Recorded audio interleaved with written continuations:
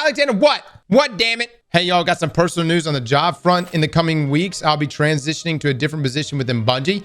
I'll still be dedicated to Destiny 2, but with the new different focuses and responsibilities under the title of Principal Communication Manager. While my focus is shifting fully to communication strategy within Destiny 2's franchise, marketing leadership team, I'll still be a small piece in the big Bungie puzzle of ensuring your voices are heard within the studio.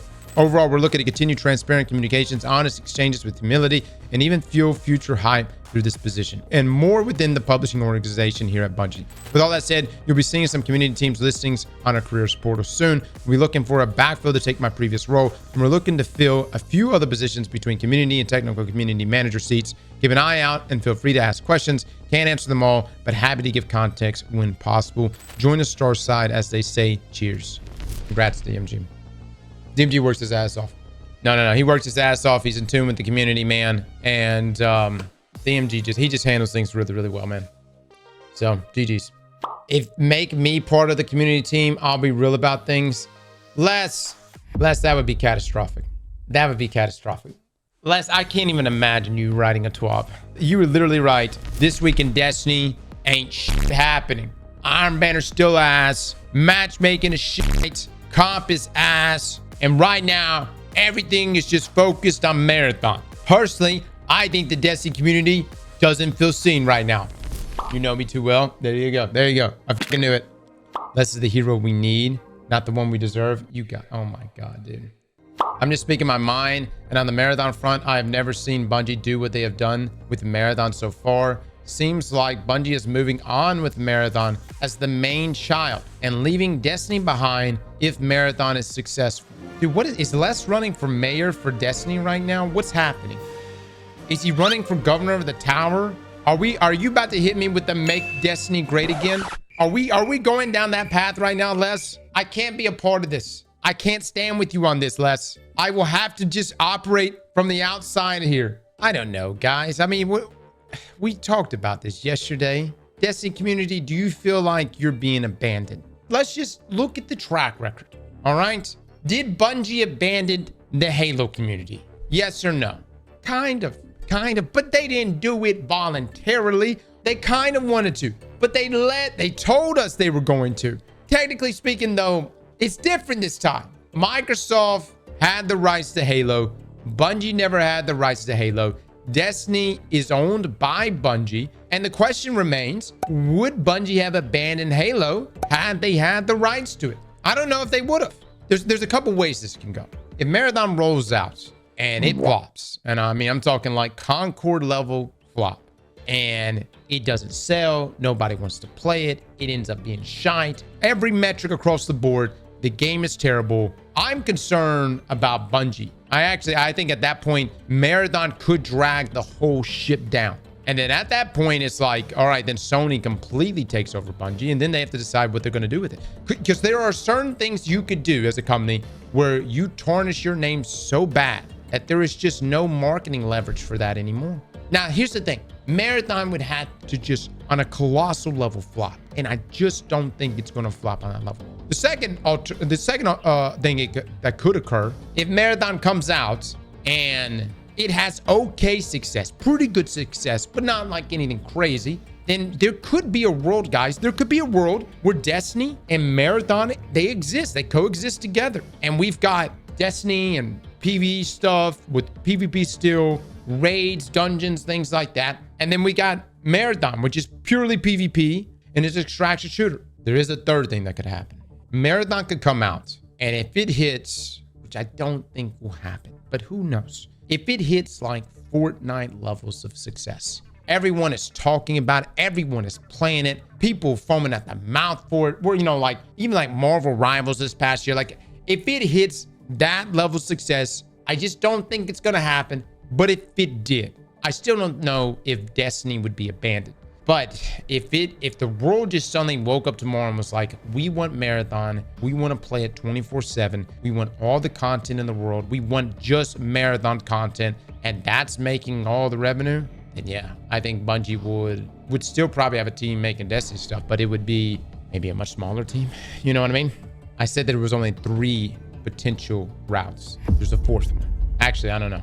No, I take that back. There is no 4th one. Within one of those 3, the one where Sony takes over, if Marathon flops in a colossal way, like Concord level of flop, and Bungie somehow survives, I think you have to make a Destiny 3 at that point. I think you have to. I think at that point, Sony is like, what else do we got? Gonna have to make a D3 if they survive. I also want to live in a world. I want to see a world where we could see Marathon and Destiny coexist. Is it a possibility? You know, but I also don't want to see a pullback on Destiny. I don't want to see a pullback on Destiny. That would suck. D2 has been their only income source still, and they put all their money into Marathon. Well, no, they actually put their money into like a bunch of random shit. You know what I'm saying? Gummy Bears, Matter, which got canned. You know, I mean, the fact that Bungie even came out was like, we're making a MOBA. That's crazy to me. This community has way too much doom and gloom around this game, in my opinion. I understand it though, but we still haven't seen much, and the little that we've seen looks pretty cool. It's maybe be doom and gloom to some folks, but it's also, if you are a dedicated Destiny player and you like, dude, I love this game so much, but now you see this new hot thing on the horizon, that being Marathon.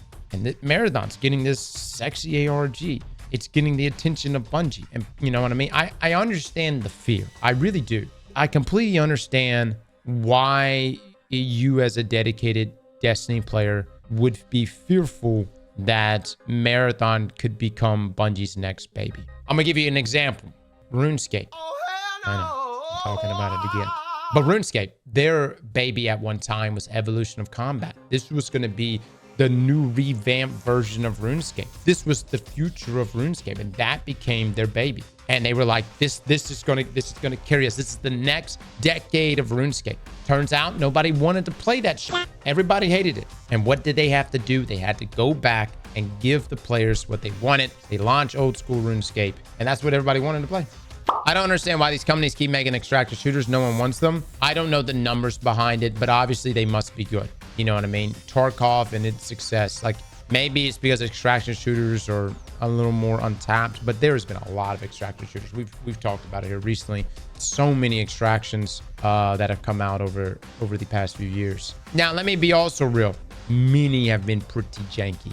You know what I mean? You've got enemy AI that don't even look at you until you start shooting at them. The maps are static and boring.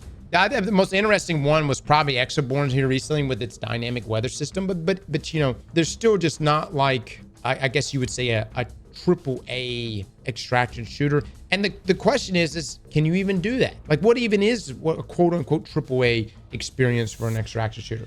I like Hunt Showdown a lot. Hunt Showdown is extremely unique, and it has arguably the best sound design I've ever experienced, maybe in any game, but definitely in an extraction shooter. Its weapon system is really good. I think they're unique, especially for the time frame that it's in or supposed to be in. And also the fact that PvE it makes you focus. Like, you have to focus on the PvE aspects of that game. You know, you got to have, particular loadouts that can go in there and bum rush a boss, wipe them out, because that's the focus more so than killing other players. Killing other players is a big part of it, but getting in there and wiping the bosses on the map, that's the primary focus. Delta Force has around 82,000 players. Yeah, Delta's pretty nice. I like Delta. Yeah. I don't think the AI is good, though. Too slow for me personally. If you mean extraction shooters are too slow for me, this is how extraction shooters typically work. Is you may have moments of downtime, but then when shit hits the fan, it hits the fan in a colossal way. When Les and I were playing Hunt Showdown, and we're like bogged down, man, and we got this team on our left, that team on our right, and then a team behind us, and we're trying to navigate how the hell we're supposed to get out of there alive with the loot, and everyone is just pinning us down. It's intense, man. It's intense. It's fun until you die, because then you're like, there goes all my shit. It's fun until you lose everything. It's fun whenever you go in and you can successfully extract and you got your stuff and you're like, hell yeah, man, I'm making gains. But extraction shooters are one of those type of games, man, where you may end a 6, 7, 8 hour session and be like, I have nothing to show for this. I've lost everything. I have no weapons. I have no loot. I've lost my characters, because in Hunt Showdown, you even lose your characters. Like, you could lose everything. They're the type of games that you will not even shut it down. You will hit the power button on the PC. You will walk outside. You would then have to confront yourself and ask yourself, are you going to go back in there? Are you going to get back on this shit and make this thing happen and start from scratch? Or are you going to say that And that may be, and by the way, that's not a, like you run into that conversation with yourself on occasion. No, that may be a daily conversation. No lie, the class system from Marathon has me worried. I feel like a lot has you worried. You're worried that the Destiny player base is going to feel abandoned. You're trying to make Destiny great again. I applaud you for the platform you're trying to, the way you're trying to position yourself into power here. It's impressive. It's impressive, Les. People are acting like this is not return to form from Bungie. PvP is always juicy. Whoa, let's just pump the brakes right now. These are the same people that gave us double primary systems, all right? And a 1.2 time to kill value with shit movement, all right? Everybody just pump the brakes real quick. Just return to form. We haven't even seen gameplay yet. Let's just hold the fuck up. We'll see it this Saturday, and then we can decide.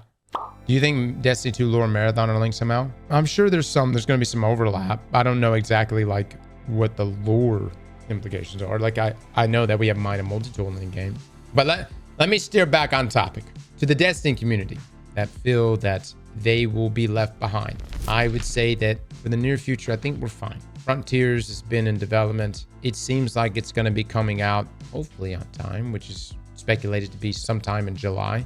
And, you know, if there was really a pullback here, we wouldn't be getting this layout of content, which seems to be something that's going to carry us in Destiny for maybe, I want to say a couple of years. I am optimistic about it. I feel like Marathon would have to pop off way more than Destiny. And even though Destiny's kind of in a rut right now, we get another annual expansion. We start really establishing the next big bad. We hit that same block, that same saga block that got laid out to us when it first got laid out to us with Beyond Light, Life, Witch Queen, and, you know, Final Shape, all that stuff. Like, I feel like Destiny still has a lot of room to continue going and growing. Could be some copium here, right?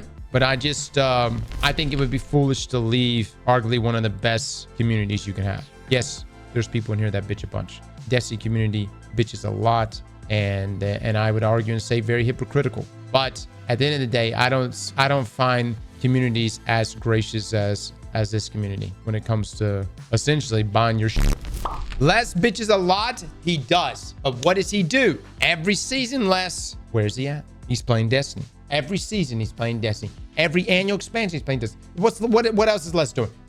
Every time Eververse poops out another ornament, what's Les doing? It goes hand in hand. You know, you hear all the moaning and groaning, but it's moaning, groaning, and buying, man. They're buying. You know what I mean?